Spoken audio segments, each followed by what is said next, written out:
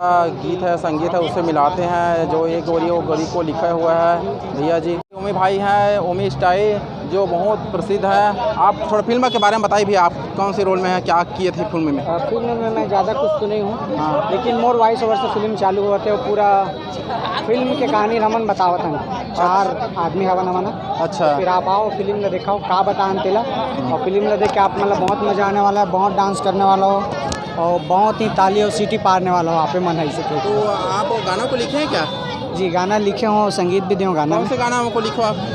लुका ले तो चेहरा है गोरी गोरी। अच्छा जी। ये देखो भाई जी हैं ओमी स्टाइल, जो ये गोरी वो गोरी हो और लुका ले तो चेहरा को लिखे हैं। ए गोरी वो गोरी वो गोरी वो, मैं मोला तोर से भारी लागे लागे लागे, जब ले तोला देखे रे मैं हो गया कोटना का, जेती देखती मैं देखा रे तोरे दिखे थोथना बस, तोरे दिखे थोथना बस।